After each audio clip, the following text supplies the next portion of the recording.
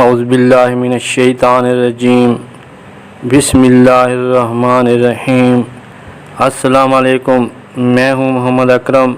ہمارا آج کا موضوع ہے کیا ہر انبیاء کی شریعت الگ الگ تھی؟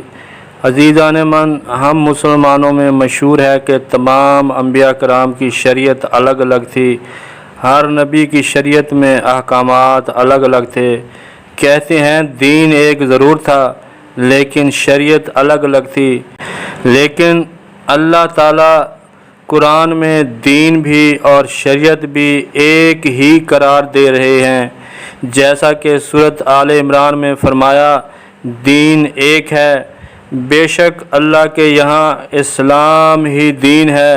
پھر اللہ تعالیٰ نے مزید واضح کیا ہے کہ اس کے دین کی شریعت ایک ہی جیسی تھی اور ہے، اور سب انبیاء کرام کو حکم دیا کہ اس کے دین کی شریعت میں ہرگز تفرقہ نہ ڈالنا، جس کا ذکر سورۃ شورى میں فرمایا تمہارے لیے دین کی وہ شریعت ہے جس کا حکم اس نے نوح کو دیا اور جو ہم نے تمہاری طرف یعنی محمد کی طرف وحی کی، اور جس کا حکم ہم نے ابراہیم اور موسیٰ اور عیسیٰ کو دیا کہ دین ٹھیک رکھو یعنی دین قائم کرو اور اس میں تفرقہ یعنی پھوٹ نہ ڈالو۔ عزیزان من، اس بیان کردہ آیت میں واضح طور پر فرمایا شرع لکم من الدین، دین کی شریعت سب انبیاء کرام کے لیے ایک جیسی تھی۔ ساتھ یہ بھی حکم دیا ہے کہ اس کے دین کی شریعت میں تفرقہ پھوٹ نہ ڈالنا۔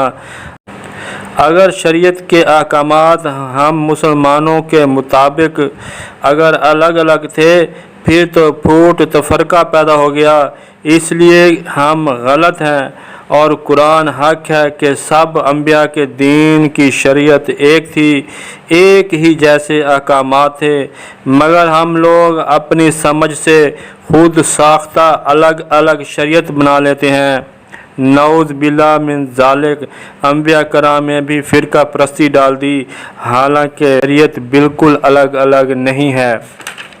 عزیزان من، اللہ تعالیٰ نے تمام انبیاء کرام کو وحی بھی ایک جیسی فرمائی ہے، اور وحی میں آیات ہوتی ہیں یعنی اللہ تعالیٰ کے قوانین ہوتے ہیں، وہ قوانین یعنی وحی بھی ایک جیسی فرمائی ہے، جیسا کہ سورۃ نساء میں فرمایا بے شک اے محبوب ہم نے وحی بھیجی جیسے وحی نوح اور اس کے بعد پیغمبروں کو بھیجی، اور ہم نے ابراہیم اور اسماعیل اور اسحاق اور یعقوب اور ان کے بیٹوں اور عیسیٰ اور ایوب اور یونس اور ہارون اور سلیمان کو وحی کی، اور داؤد کو زبور عطا فرمائی۔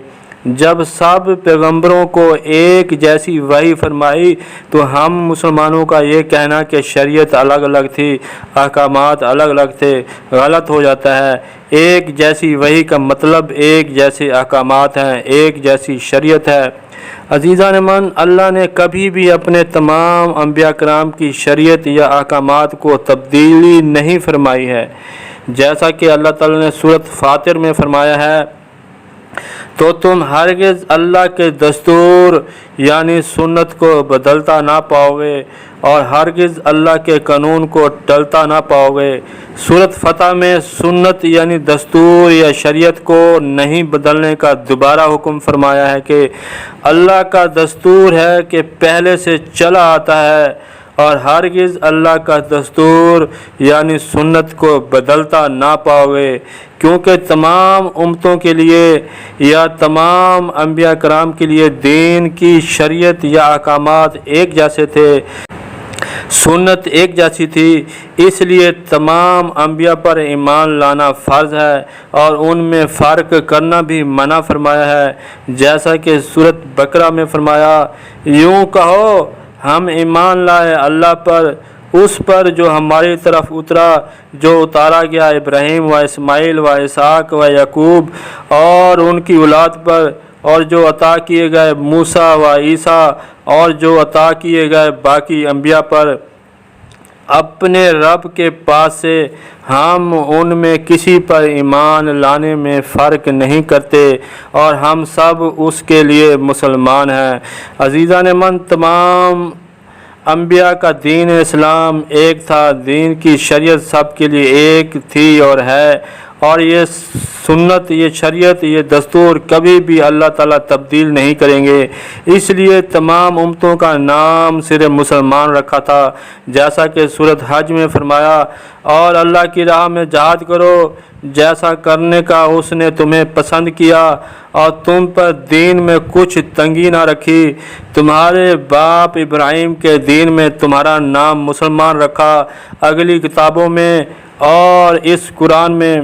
اللہ تعالیٰ نے جیسے سب امتوں کا نام مسلمان رکھا ہے، ایسے ہی قربانی بھی سب امتوں کے لیے رکھی تھی، جیسا کہ سورۃ حج میں فرمایا ہے کہ اور ہر امت کے لیے ہم نے ایک قربانی مقرر فرمائی کہ اللہ کا نام لیں اس کے دیے بے زبان چوپاؤں پر، تو تمہارا معبود ایک معبود ہے۔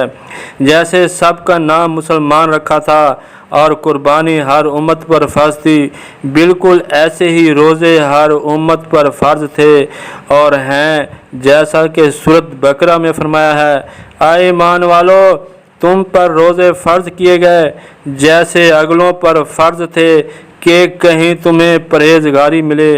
عزیزان من، جیسے صلاۃ، زکوٰۃ حضرت محمد صلی اللہ علیہ وسلم کی امت پر فرض ہے، ایسے دوسرے انبیاء کرام پر بھی فرض تھی۔ جیسے بنی اسرائیل قوم میں بے شمار انبیاء کرام تشریف لائے تو انہوں نے بنی اسرائیل پر صلاۃ اور زکوٰۃ فرض کی تھی، جیسا کہ سورۃ مائدہ میں فرمایا، اور بے شک اللہ نے بنی اسرائیل سے عہد لیا اور ہم نے ان میں 12 سردار کیے، اور اللہ نے فرمایا بے شک میں تمہارے ساتھ ہوں اگر تم صلاۃ قائم کرو اور زکوٰۃ دو اور میرے رسولوں پر ایمان لاؤ۔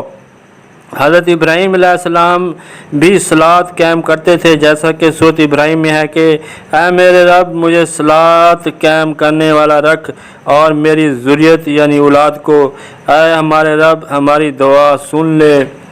حضرت زکریا علیہ السلام بھی صلاۃ قائم کرتے تھے، جیسا کہ آل عمران میں ہے کہ تو فرشتوں نے اسے آواز دی اور وہ اپنی نماز کی جگہ کھڑا نماز یعنی صلاۃ پڑھ رہا تھا۔ حضرت شعیب علیہ السلام بھی صلاۃ قائم کرتے تھے، جیسا کہ سورۃ ہود میں فرمایا، بولے اے شعیب، کیا تمہاری صلاۃ تمہیں یہ حکم دیتی ہے کہ ہم اپنے باپ دادا کے خداؤں کو چھوڑ دیں؟ عزیزان من، جب سب امتوں کے سب انبیاء کرام کے دین اسلام کی شریعت ایک تھی، وہی بھی ایک جیسی تھی، یہ شریعت، یہ سنت کبھی بھی تبدیل نہ ہونے والی ہے۔ سب امتوں کا نام مسلمان تھا، صلاۃ، زکوٰۃ، روزے، قربانی، حج وغیرہ سب کے لیے ایک جیسی شریعت یا احکامات تھے، کوئی تفرقہ نہ تھا۔ سب انبیاء کرام کو حکم تھا کہ اس کے دین کی شریعت میں کوئی تفرقہ یا فرقہ بازی نہ ہوگی۔ یہ ہم لوگوں نے خود یا تمام امتوں نے خود ساختہ شریعتیں بنا لی تھیں کہ نام سب کا مسلمان تھا، لیکن خود کو یہودی، عیسائی، سنی، بریلوی، دیوبندوی کہنے لگ گئے ہیں۔ صلاۃ بھی زکوٰۃ بھی الگ الگ قسم کی پڑھتے ہیں۔ بالکل ایسے پچھلی امتوں نے خود اللہ تعالیٰ کے احکامات میں تبدیلیاں کر لی تھیں۔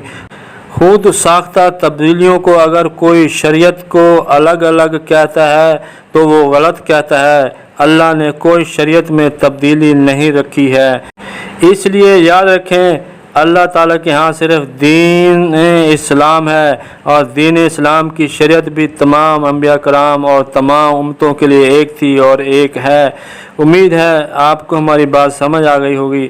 آخر میں ویڈیو پسند آئے تو لائک کریں، چینل کو لازمی سبسکرائب کر لیں۔ شکریہ، خدا حافظ۔